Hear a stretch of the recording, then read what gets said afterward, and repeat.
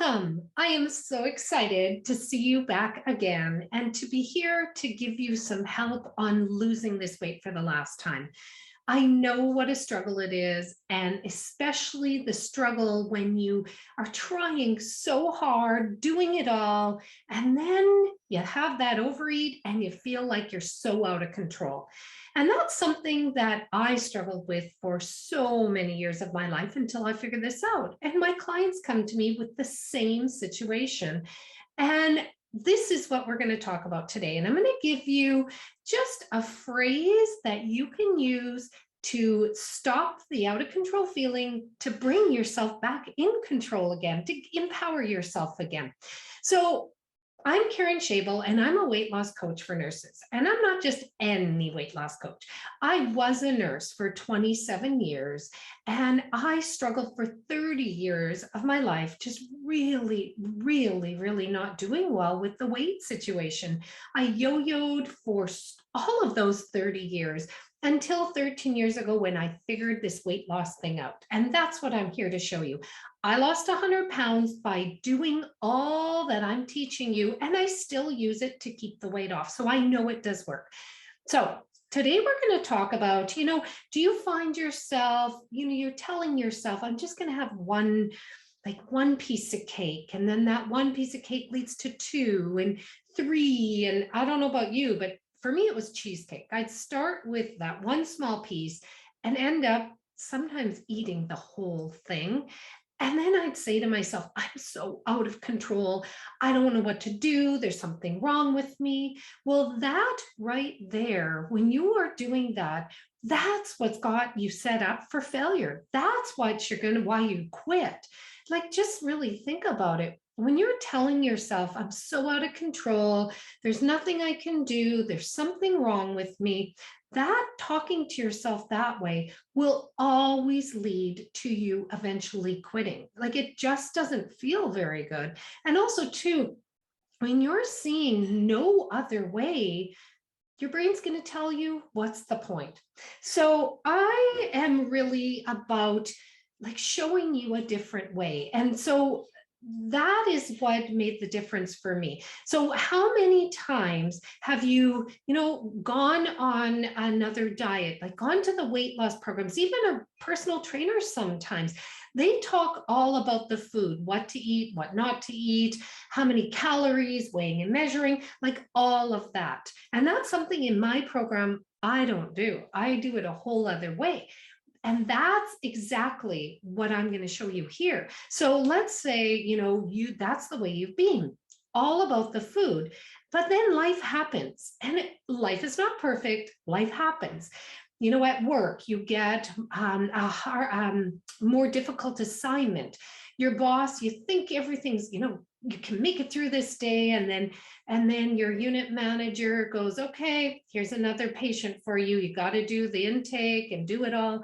Or you're almost at the end of your day, you're almost caught up and ready to go, and then last minute you get a new admission. And you're like, I don't know how I'm going to get this all done and get out of here on time. Or even at home, you've got struggles with your spouse, significant other, or your kids. It doesn't matter what it is, but life happens.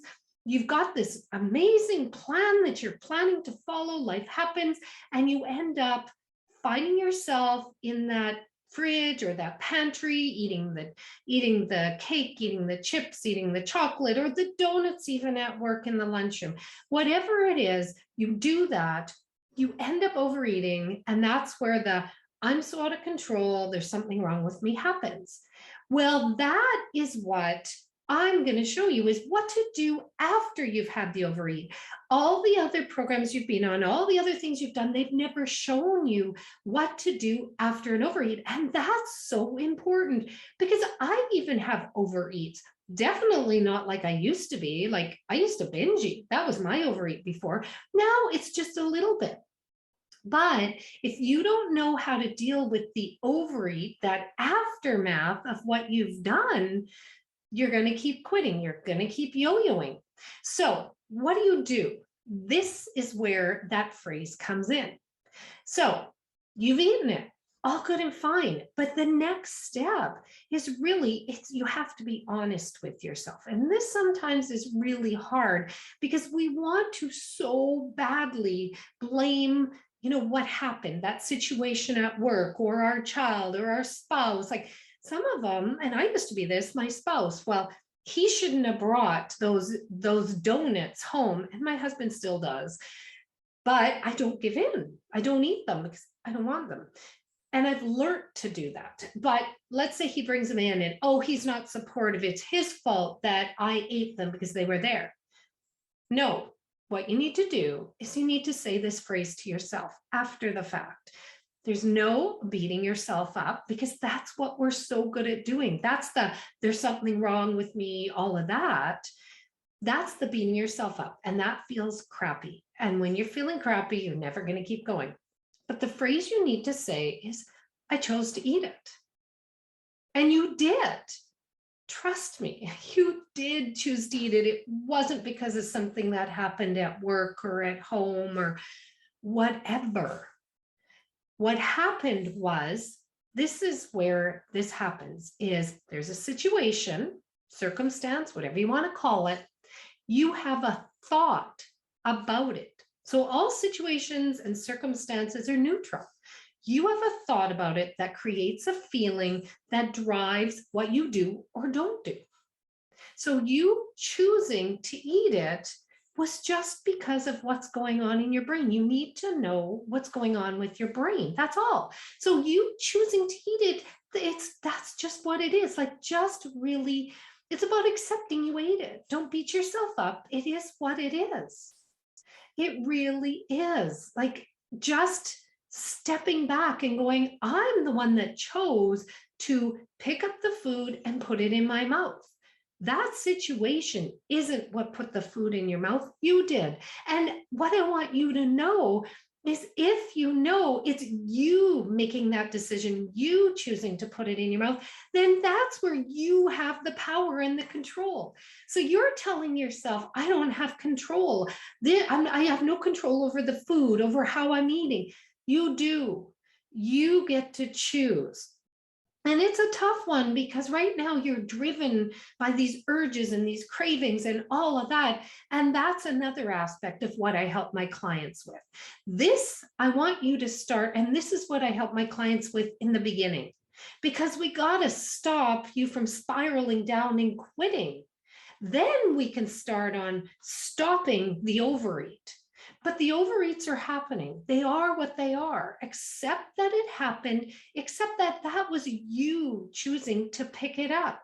You chose the chips or the ice cream over the carrots or the broccoli. You chose it. It's just you. And if it's you, you have the power to make a different decision. That's all. And in my program, and when I do work with my clients, I help them start making those choices. And it's learning about the brain. And one of the things is the story you are telling yourself. So the statements, the thoughts, the whatever you want to call them, that story your brain takes on. So that's a thought. The story is your thoughts, your beliefs. And what I remember I said, drives how you feel, creates how you feel, which drives your actions. So if you want to pull back and not spiral down and not quit, you got to just tell yourself a different story. And that's where that story of, I just chose it and that's okay. And I accept what happened. No beating yourself up. It's okay. Then the next thing that you need to do, so it's a two-step, is you just ask yourself, what's the next best thing I can do? Because so many of us, when we're in this panic and this frenzy of, I've messed up, I'm out of control, I don't know what to do, it's a stress response. And when we're in a stress response, our brains don't think of anything but, oh my goodness, this is an emergency, it's out of control, I don't know what to do, I can't figure it out. We want to decrease that stress response so you can think clearer. You can find another solution. You can look at going, okay, what's the next best thing? I know, like our brains are telling you, well, I don't know. Yeah, what it is I can sit down and journal on what was going on that created me to overeat, to led me to overeat. I can figure out how I'm feeling. I can just start right where I'm at. Yeah, I had an overeat, but I'm going to go back to my 24-hour plan. I'm going to write that 24-hour plan out. I'm going to start again on following it. Or it could be as simple as I am where I'm at. I overeat, but I'm sure going to work on getting the rest of my water in for the day, or I'm going to get my sleep in, or I'm going to give myself some self-care. Like there is always something you can do. That's where I want you to get at. It's not that, oh my goodness, it's a lost cause, because trust me, I know when I had my overeats, then I get to, well, what's the point? I had the overeat, I might as well keep eating. Like that's what I would do. I want to help you stop the keep going of the overeating, and then to the where you're overeating to the point that you're just feeling really crappy. That's how I started. I didn't do the all or nothing thing and everything. Like I lost 100 pounds slowly making these changes. And when you make these and implement these small changes, then they become your normal. That's how I keep the weight off too, is I want you to look at, okay, I did have an overeat. It's not the end of the world. What can I do to get back? To get back to what I do, what I know does work to lose that weight. So use this. I know it works. And if this is something where you want to be coached on, I did open up some spots for one-on-one coaching. I've really limited my one-on-one coaching right now because my group program, the next restart of it, the next round is coming out, I think mid to end of May. But for now, because I have so many nurses really, respond, like I said, reaching out to me, I need help. I want to stop this. I'm done with this struggle. I want to learn how to lose this weight and keep it off for the last time. That's why I opened up some one-on-one spots. So if that's you, if you want coaching directly from me, and the coaching is about me not telling you, because that's just a diet, right? I am there to walk you through it, to help you see your blind spots, to help you see what is sabotaging you and how to shift it all. And if that's you, if you know this is for you, then I have those limited spots. Please reach out. In my bio, if you're listening to me on my website, then it is in the link on my site. Go to karenschabel.com/contact. I mean, if you're listening to this on the podcast, in the show notes, I'll link it to, I'll put the link in to book that free call.